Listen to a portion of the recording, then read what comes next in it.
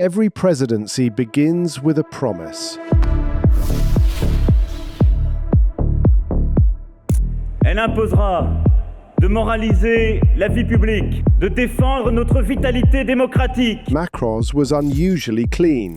He said France would be more transparent, less trapped by old networks, less haunted by its post-colonial past.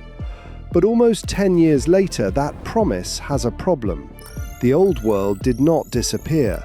It came back in two places at once: in France's shrinking influence abroad and in the shadow networks around power at home.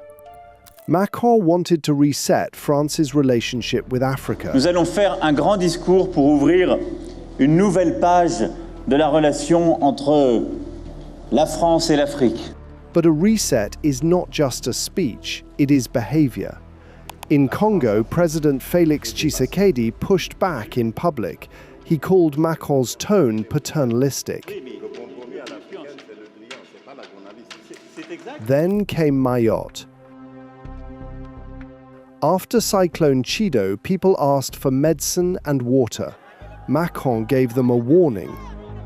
Parce que vous êtes content d'être en France.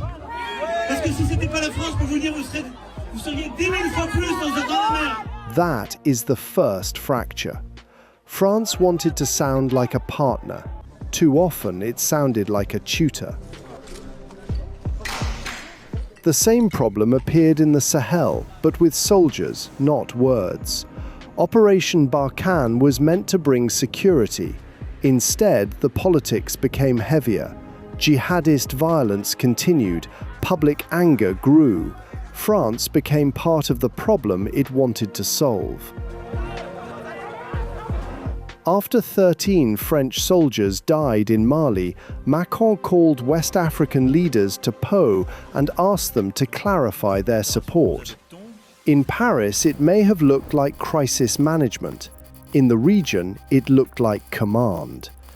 And when France stepped back, others stepped in. Russia, China, pragmatic, patient, and ready. There was also a deeper shift.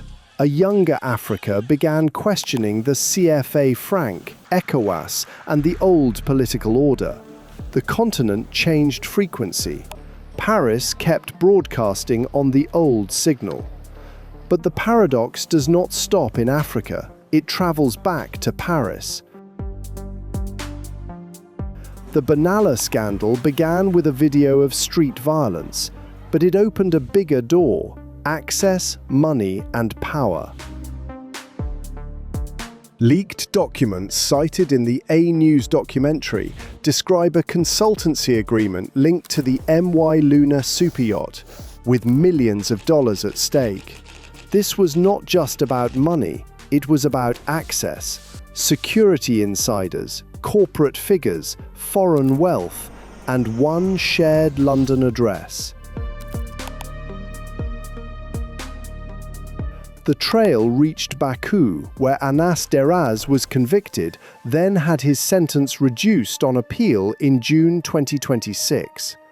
The documentary also says Azerbaijan requested an Interpol red notice for Alexandra Benalla.